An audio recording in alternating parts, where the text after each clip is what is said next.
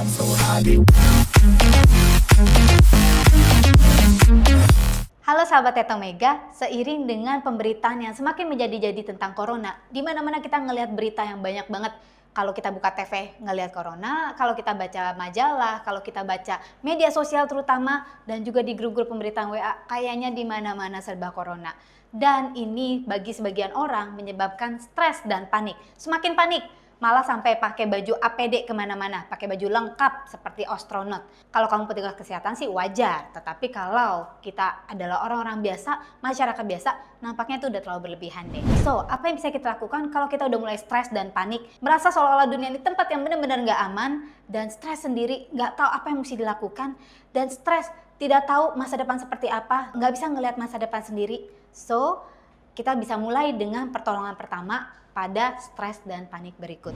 Jadi langkah apa yang kita bisa lakukan? 1. Puasa deh yang namanya sosial media dan dengar berita selama 3 hari full. Kenapa 3 hari? Karena ini untuk memberi kamu waktu menenangkan diri dari berbagai pemberitaan. Udah cukup kita tahu bahwa dampak corona ini, wabah corona ini memang luar biasa. Kita cukup waspada, tetapi tidak perlu panik berlebihan. Kedua adalah coba lakukan namanya deep breathing atau teknik pernapasan dalam.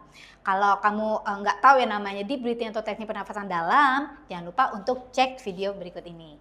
Nah, ketiga adalah kita bisa coba melakukan yang namanya meditasi, menenangkan diri. Kamu bisa cek manfaat dari meditasi di video berikut ini. Apa aja sih manfaatnya? Untuk menenangkan diri kita, untuk menurunkan tekanan darah. Kalau biasanya orang stres dan panik, biasanya nafasnya sangat cepat, jantung berdegup sangat cepat juga. Dan ini bisa berdampak banyak hal, tekanan darah tinggi, diabetes, dan hal-hal lain. So, jangan lupa untuk cek bagaimana caranya meditasi yang benar. Coba tenangkan diri kamu. Coba cari tempat di mana kamu bisa bersentuhan dengan alam atau grounding di alam. Grounding di alam ini artinya apa? Misalnya, kamu bisa mencari taman yang terdekat dari tempat kamu. Dan apa yang kamu bisa lakukan ketika kamu berada di alam? Coba buka sepatu atau sendal kamu dan berjalan di atas rumput. Tarik nafas panjang dan coba nikmati keadaan atau suasana sekitar kita. Nikmati kicauan burung. Nikmati bahwa ternyata dunia ini masih ada tempat di mana saya bisa berjalan dengan nyaman. Ya, jadi tenangkan diri kamu di alam. Sudah terbukti secara saintifik bahwa alam itu punya kekuatan terapi yang luar biasa untuk menenangkan diri kita. Berjalan di alam, berinteraksi dengan alam merupakan satu terapi mental yang luar biasa. Oke, berikutnya apa yang kita bisa lakukan? Coba dengerin musik-musik relaksasi, relaxation music atau meditasi. Ya, berusaha menenangkan diri. Sambil melakukan deep breathing, kita bisa sambil mendengarkan musik-musik terapi atau musik-musik relaksasi. Banyak banget kamu bisa cari di YouTube meditation music atau relaxation music, instrumental for relaxation music. Musik-musik seperti itu bisa sangat membantu kita ketika kita lagi panik atau stres. Yang berikutnya adalah fokus kepada hal-hal yang positif. Misalnya, fokus untuk bersyukur terhadap hidup kamu saat ini, terhadap kesehatan yang boleh kamu nikmati saat ini.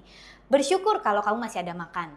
Bersyukur kalau kita masih bisa bernafas. Bersyukur kalau kita masih bisa menapaki bumi. Bersyukur kalau kita masih bisa bertemu dengan orang yang kita kasih. Dan juga misalnya fokus kepada hal-hal yang positif. Bukan cuma kepada pemberitaan-pemberitaan tentang corona, tapi misalnya fokus bagaimana sih saya bisa menjadi diri pribadi yang lebih baik. Kalau perlu kamu bisa beli buku-buku online dan kamu bisa mulai membacanya, buku-buku tentang pengembangan diri misalnya.